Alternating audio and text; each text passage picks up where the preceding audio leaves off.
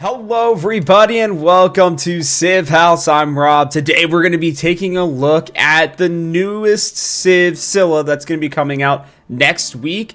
We also have something called improved map generation that they put out over there on the official Discord. Thank you to those of you, by the way, who pointed that out there. No idea why we weren't a part of it, but now we are, so we're not missing out on any parts of the announcements.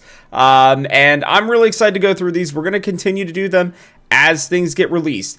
This almost 100%, by the way, confirms my belief that we are starting to head our way towards this roadmap. They're going to be doing, a couple different videos. We'll get the Kajar. I'm sure that I'm already, pronouncing that incorrectly, but we'll get that probably tomorrow. And then the next day we might get the roadmap or, some sort of, actual dev blog of some kind that'll go into things a little bit differently. And then, I would imagine the latest that we would be getting the new roadmap will be sometime sometime early next week, maybe even when Right to Rule launches as kind of like a celebration of the last part of that DLC launching. So if you guys want to know about everything that's going on, make sure you don't miss out on it by liking and subscribing so that you guys are up to date on everything that's going on around the Civ universe here at Civ House. Let me know in the comments section below what you guys think of Silla and what you think of when we go through this map generation. But let's get into it here. We're going to watch this together, and then I'm going to give you guys my thoughts on this new Civ.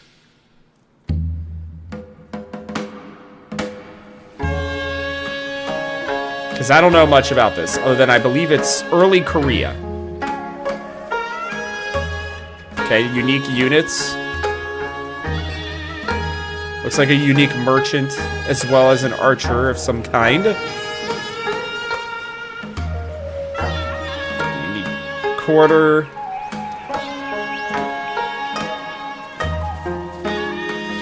Going to battle. We love it. Okay, so horse archers, more specifically.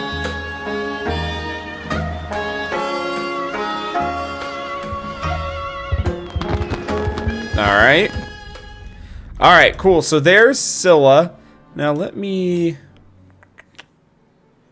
Okay, so they've got it all down here, actually. So why don't we go through what they've got here in the description. And yeah, we'll go from there. So the three kingdoms of ancient Korea, Silla among them, vied for dominance of the Korean peninsula for centuries.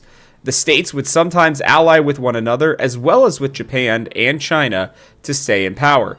But Silla finally unified the peninsula in the 7th century CE. An era of architectural brilliance followed, and it was 300 years before the Goryeo kingdom would issue a successful challenge to Silla's supremacy. So cool stuff here. We have their ability, the Maripkin, which you receive extra culture on resources. Okay, cool. So I'm going to guess that it's a cultural civ. I kind of want to go... One second. Let me see if they have it on, here on the website. I bet you they do. Where are you at? There we go. Okay, I'd rather read it on here. I thought maybe they'd have more details, but okay, I didn't know. I was like, how much culture? But we will receive more culture on resources. They are economic diplomatic. Okay, so the culture just kind of ties into it, but they're mostly going to be economic. Interesting. So their civic tree, the Kolpum, at tier 1, when you form an alliance, each leader receives a free trade route from the other leader's capital. That's actually really cool. So you're actually intentionally trying to form alliances. I love, by the way, in this Right to Rule, we're starting to see that diplomacy is the big part of this, right? With Lakshmibai, and now Silla. Like, I'm really getting this feeling that diplomacy is gonna be looking a little bit differently here soon. But again, free trade route. That's awesome. These trade routes do not go away when the alliance ends. That's amazing. And then it unlocks the Byopseong. Man, I hope I'm pronouncing these correctly. Tradition, and this tradition in towns with a happiness building received increased happiness on resources. So you're really okay. I'll go through that in a second. Defeating a unit at tier 2 with a Hwarang unique ranged unit provides culture equal to a set percent of its combat strength, unlocks the lecture hall unique building and the pagoda unique building as well. So a pagoda is now a unique building for Silla specifically. The Samguk Sagi unlocks the strategic allies tradition and the Emil Bell Wonder. All trade routes between you and your allies award food and production equal to the percentage of the trade route's gold award. Tier 2, gain a social policy slot. That's actually really strong. Okay.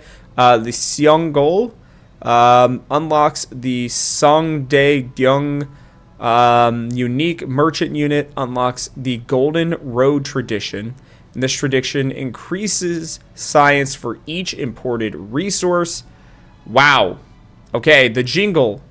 The increase, tier 1, increased resource limit in towns unlocks the Sorabiol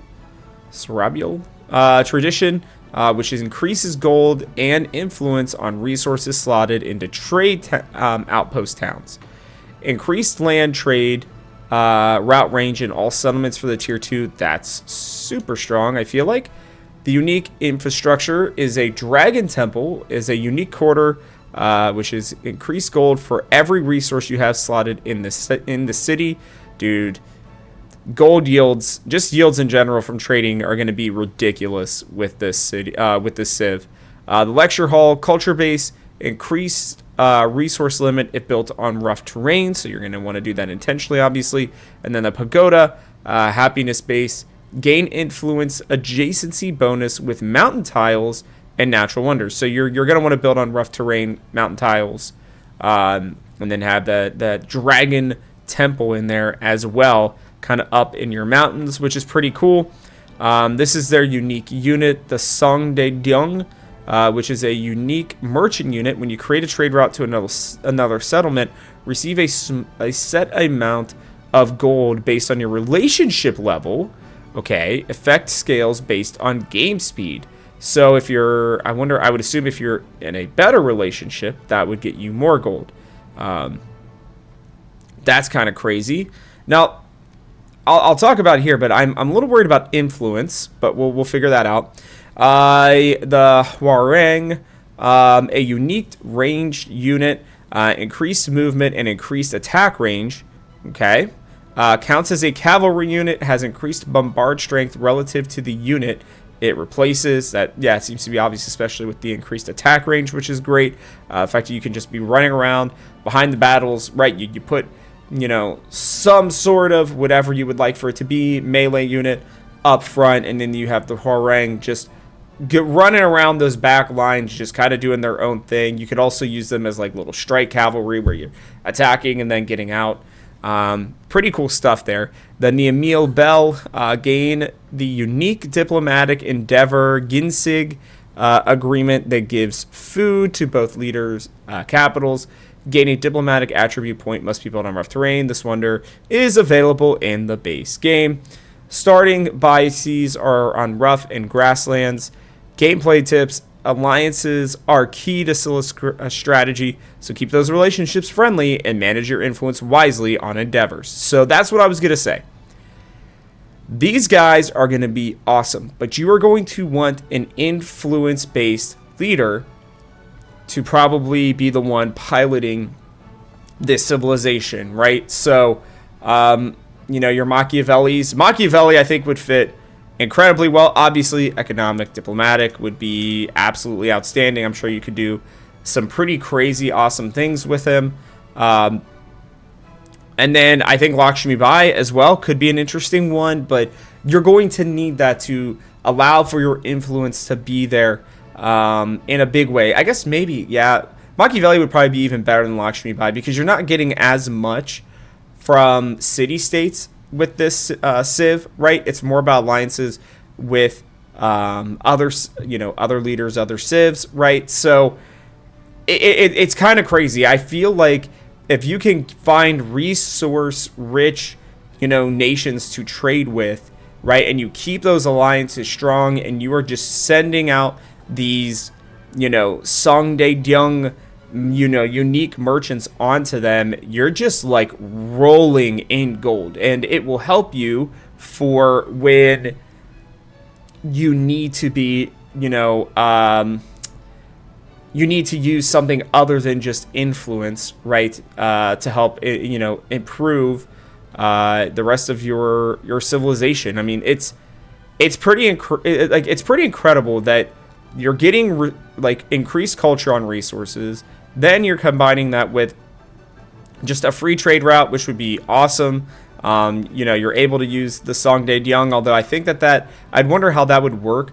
If this free trade route counts like it would be one from this unique merchant unit.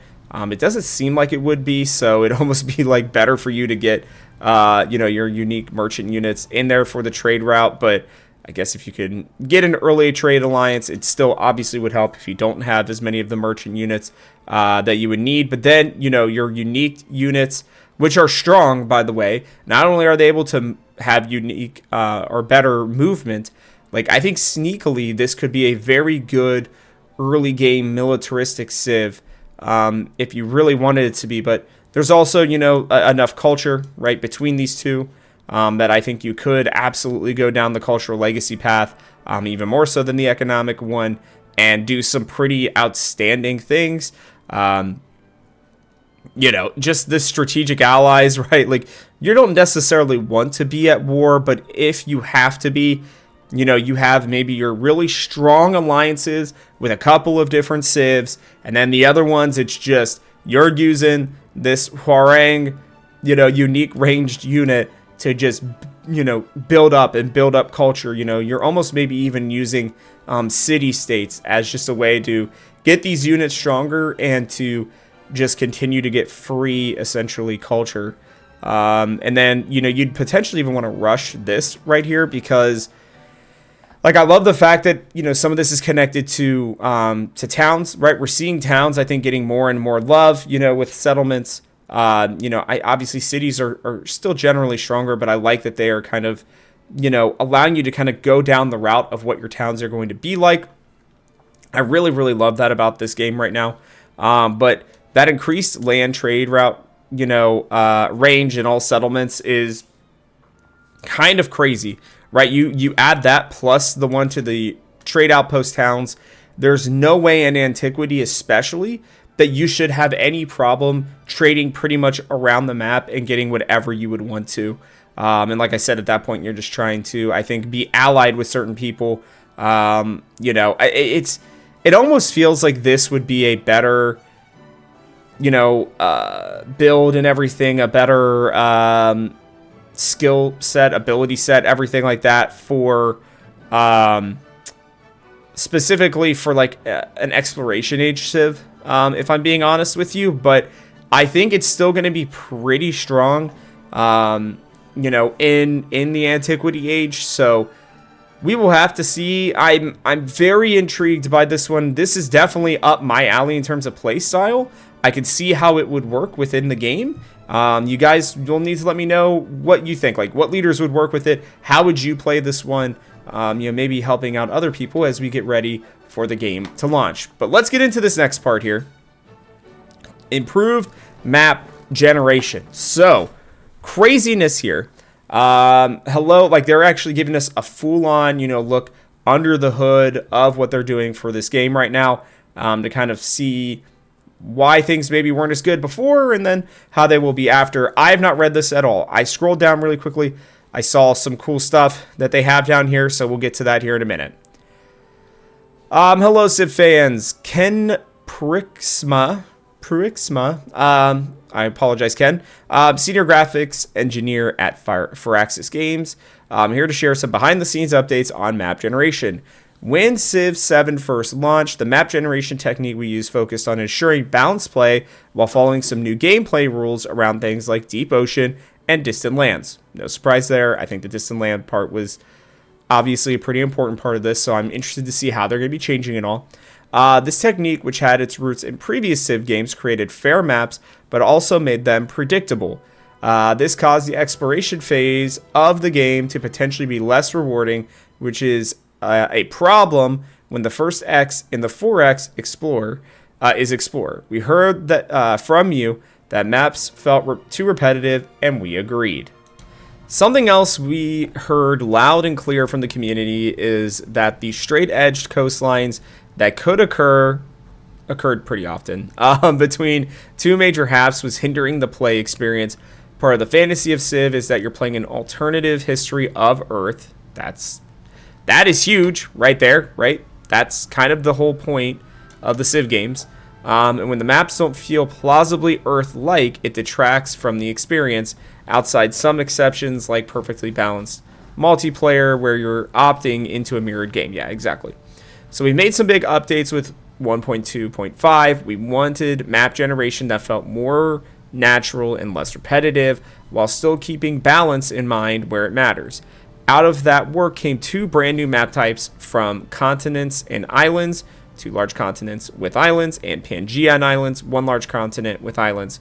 Both are built on an entirely new technique, Voronoi map generation. So here we go. So this is kind of giving us an example. So this is continents and islands, and then this is just continents plus and Pangea plus. So you can see already here, right? Like, I love the fact that, you know, the continents, like this one almost looks like a map of Game of Thrones, of Westeros kind of here. That just kind of reminds me of that, or maybe that one. Well, this one a little bit more just like in terms of the way that the continent is shaped. You know, as where this one was just, it was very blocky, right? And it was just like islands, continents, with little sporadic islands on the outside. This one feels like there are bigger islands, like these two continents are great. Like, this is a beautiful looking map to me, and one that could be fun. And then even Pangea here, even though I love this idea of, you know, this huge inlet for water, this huge bay, you know, you still are getting those little things, but they're just a little bit better and more well placed. I really like the look of this map too. So let's hear what this is all about. The Voronoi maps. Oof. I'm a graphic engineer, which means I spent most of my time making beautiful pixels, but I've always had a soft spot for procedural generation and the algorithms that drive it. When the chance came to help the gameplay team with map generation, I couldn't resist. I had an idea about using Voronoi diagrams to dynamically grow land masses using some rules. After throwing a quick test together, the idea showed promise. Without getting too technical, the Voronoi technique completely changes how we approach map generation. That's good news. Previously, fractal noise had been used to create maps, and it works really well when it can be applied uniformly to the whole map. That said, it can be hard to steer towards specific gameplay needs. Voronoi diagrams, on the other hand, give us structure we can build rules on top of, so maps can stay organic while still meeting the gameplay requirements of Civ 7. Let's walk through how this works. Okay, so I guess this is going to be kind of what happens. Randomly spray a bunch of points onto the map. The more points we spray, the higher the resolution. We'll start low res, so there you go. There are the points. Draw lines around each point to divide them into cells. You end up with something that looks a bit like cracked glass. Actually, funny enough, our History Untold is coming out with their second, like, big major update or whatever that they're thinking will hopefully, you know, really get more interest into the game. And their maps very much, you know, are kind of those the way that these lines look, essentially. So very interesting here. Select some starting cells. These are the seeds of tectonic plates in the game map, okay? Similar to the tectonic plates that form our Earth. That's kind of crazy. Each plate grows one cell at a time, following some configurable rule until the whole map is filled. Each plate gets a rotation and movement direction. This is your map's crust, and it will be used to help influence the growth of continents later. Now spray many more dots for higher resolution version. Draw those lines again to get another shattered glass look sitting on top of your tectonic plates. Whew. Choose some new starting points for the primary landmasses and grow them once again following a custom set of configurable rules. These rules can do things like influence landmasses to grow along plate boundaries, especially if they're colliding, avoid the poles, and prefer certain latitudes, just to name a few. This is also where we can apply gameplay based on restrictions, like ensuring homelands and distant lands are separated by a deep ocean. Based on the map's settings, we then grow islands, erode the coastline, add mountains and volcanoes, and perform other finishing touches. Many of these steps involve the same set of generic rules used earlier to determine where features are placed.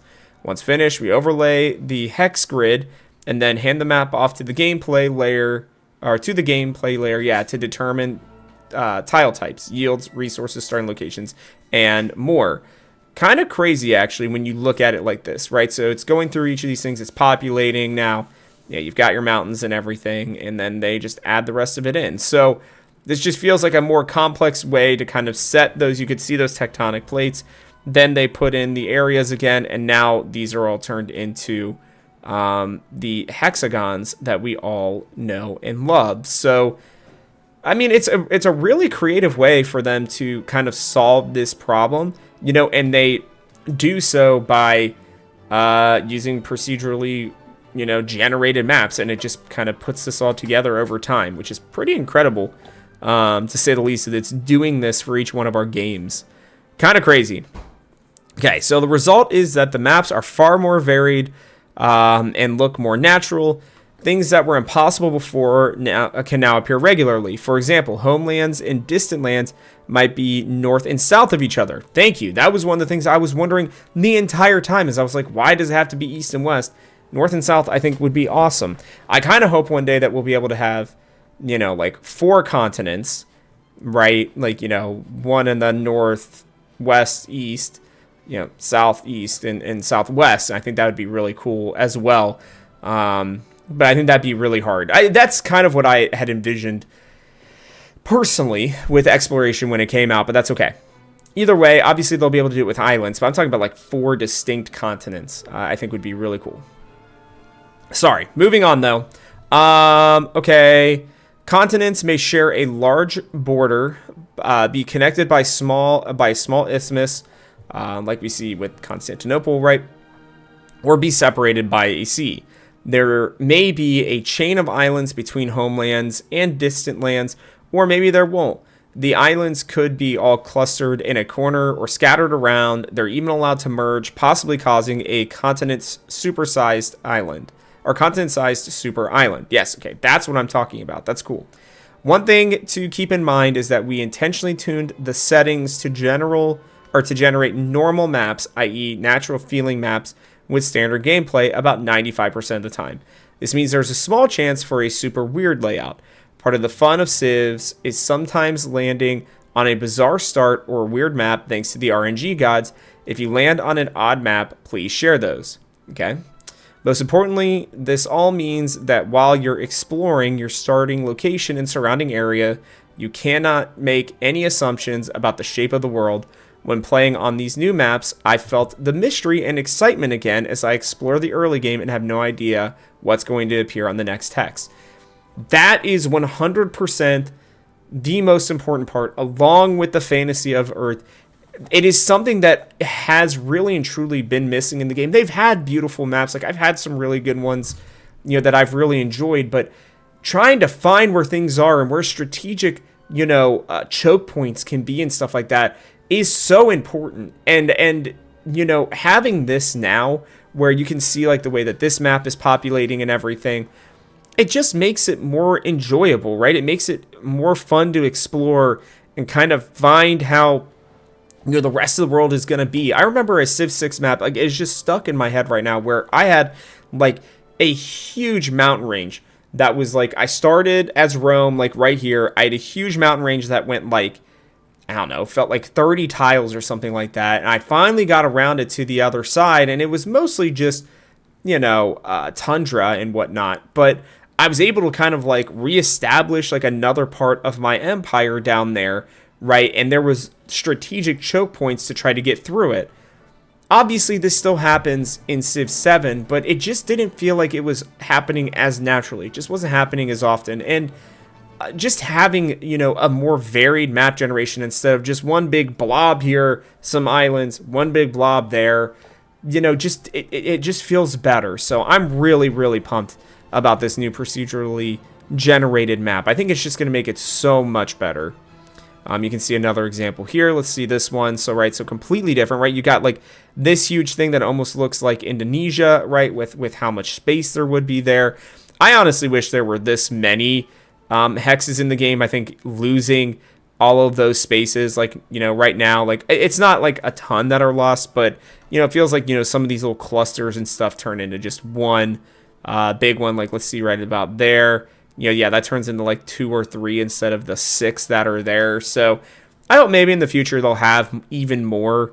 But that's okay. Like, I understand what needs to happen there. And I understand that, as you get bigger maps and everything, that does, allow for obviously a ton more hexagons. We know that already. It's just, I don't know. I like the looks of that even as much or more than the hexagons, but that's okay. We'll move on here because this is the end portion for it. So just the beginning, which is good.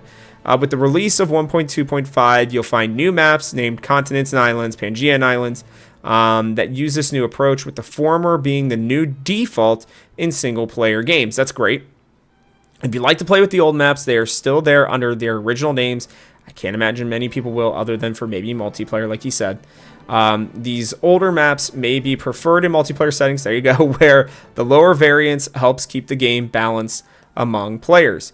This is just the beginning of our revamped work on maps. This technique was built with customization, expansion, and modding, there we go, modders, in mind from the beginning. As a result, you can expect more map options, future improvements to existing map types, and more exposed settings over time as we continue to develop the system. And yes, modders, Voronoi maps are available to you too. Good, you'll find the scripts and configuration settings used to generate them within the game files, along with the specific settings we use for our official maps. We'd love to see how you use this new approach to make new map types. Dude, modders are about to feast. Like the map ones, I'm very happy about this. Finally, we'd love to see the maps that you all are getting, posted on their stuff. We're excited about these changes, and we hope you are too. Stay tuned for more map updates. Until then, have fun exploring. All right, look. Overall, this is a good thing, and this is a big deal for them, right? Like there's a lot of technology, it feels like, that is going into this. I know a lot of you guys were commenting, and I think fairly so, that, there were, how would I put this? Like, that just getting new map generation and 2 different new map types was going to not be enough, right, for this update. This is, I think, a really big deal, and it's something that, it continues to show that they are breaking away from what they had, I think, initially hoped to do with the game, right? And what they were really hoping for, bring in a bunch of new players, have multiplayer get bigger, all that kind of stuff. It hasn't, right? They are realizing that, most of the people who are playing, now there are many of you who out there who do play multiplayer. Don't get me wrong. I'm not really one of them, but I fully understand that is absolutely a community that is out there. I'm not trying to talk poorly about multiplayer players, but what I'm saying is the majority of Civ players are solo players. They like to kind of create their own world and go through all of that, right? And right now it has felt too, standard practice, not as much, variability in game to game. Outside of, your civs and your leaders, but there's only so much you can do if the maps are weird, or if there's not enough resources, or all these other things that need to happen. To me, they are breaking away from that, and they are finally working on this game in, I think, a way that a lot of us are going to be happy with. I'm trying to be optimistic. A lot of you are like, let's just move on, call this game dead. No, like, they are really working, I think, pretty hard and, on the back end. I still really do believe that there's a lot more that they're going to show us here soon. This is just, I think, the beginning, as he says, literally right here in that header there. And we'll just have to see, they're also opening up things to the modding community, which I think is extremely important. I will be interested as well to see kind of how they do all of this. I wouldn't be surprised to see a modder who maybe stops that last point where it makes the hexagons and keeps all of these different points here. I do, again, think that would be really interesting. It's one of the things I actually liked most about our History Untold when I played that last year when it came out. But I'm intrigued. I really am. Like, this was a really cool explanation. I loved the graphics that they used to kind of show how they, basically make every single part of this and how it's going to work in our games, and then kind of, the finalized ones. So you guys will need to let me know what you think. Maybe I'm overhyping it, but it really is interesting to me. I'm excited to kind of hop into it next week, see what these maps look like. It gets me excited for the game, and between that and Silla, like, it just makes me feel like they're getting there. They are working there. I do know that there was a leak, by the way, for the Ottomans in the modern age. So, I will probably take a look at that at some point once all of the news is done here, because we've got a lot. I think it's going to be coming out like almost daily. I really do, here for at least a little bit longer. And I'm jazzed, guys. I'm jazzed. I'm really excited to kind of see what's going to be coming about here and how all of it is going to work. So you guys will have to let me know what you think. Is this enough for you? Do you still want more? How would you, have map generation specifically improve? And what do you think of Silla? Let me know all that in the comments. We really do appreciate it. I love kind of getting to interact with you guys. Some of you are regulars and getting to see you down there and give your thoughts and opinions. Even some of you who are consistently negative about never playing the game, but you're in the comments. I freaking love that. I think it's incredible that you guys are still even checking out these videos. It does mean a lot to me, and that you guys are giving your feedback for the game that I hope will eventually have an update that you guys will like, that'll get you to kind of get into it. So yeah, like I said, that's it. That's what we got so far. Hopefully we'll be back tomorrow, but that is going to wrap it up for us on this one. So from our house to yours, thanks for watching, and we hope you'll join us for one more turn.